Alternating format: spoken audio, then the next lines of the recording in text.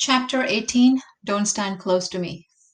The street was almost empty, and house by house the Christmas lights were being turned off. The screens had been taken down, and the speakers had been returned to Isaac's driveway. At the far end of the street, the last of the police cars drove off.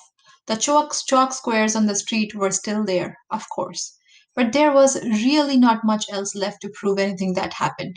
There wasn't even garbage to clean up, since people had taken theirs with them when they left. I sat down at the edge of my driveway. It was the first time I sat down all evening. I closed my eyes and could see the people and could see the dance playing out in front of me. It made me smile. Mind you? Mind if I join you? I looked up. It was my father. Of course. He put his chair down 6 feet away from me. You must be happy, he said. Yes, I think it went pretty good. Pretty good? It was amazing, Quinn. Your mother and I are so proud of you. You did something very important here tonight. It was just a dance, I said. It's not important like what you do. Don't underestimate what you did. It was much more than a dance. I don't know how you pulled it off, but for a few hours during these very strange times, you gave a bunch of people some happiness. You gave them joy. You helped them to forget for a little while, and not just your classmates, but all the people on our street. You gave them hope. You gave me hope. Thank you for that. I love you, Q Cat. I love you too, Dad.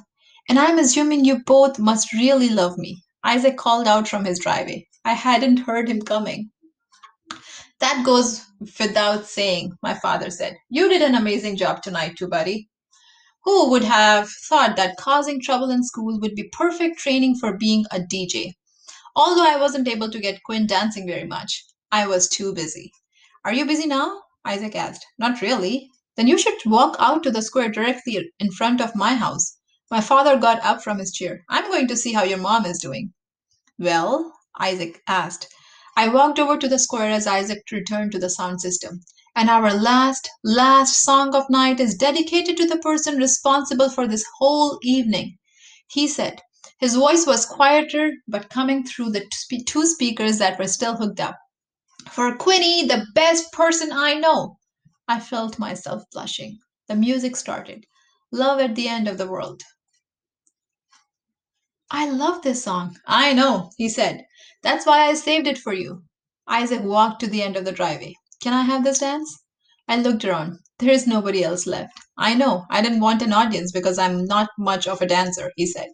I know that too, I said. He laughed. You really do keep me honest, Quinny. Isaac started dancing. He really was bad, and that's what made it so wonderful. I started dancing too. Somehow I knew it wasn't the end of the world. It was just the start of this dance. It was going to be all right. Acknowledgements.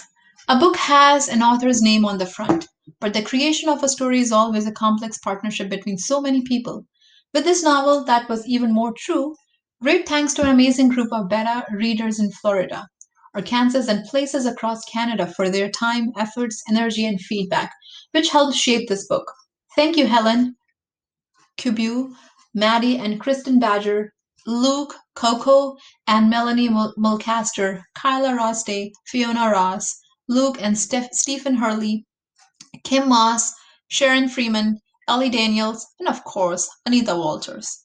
This book is better because of you.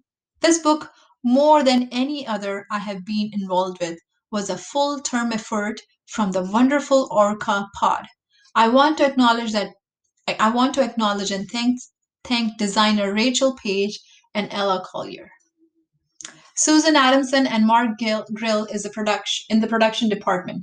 Leslie Boodle and her marketing team. Olivia Gurcher, Cabria Cohen, Kennedy Cullen, and Michelle Sims Van Orden, as well as Naomi Lee, Margaret Bryant, and Vivian Sinclair. Special thanks to Tanya Trafford for her input and energy. And finally, Andrew Woolridge and Ruth Linka for immediately understanding, accepting, and embracing this idea. I hope this book will entertain, inform, and provide inspiration as we move forward. The future may be unknown, but it is guaranteed.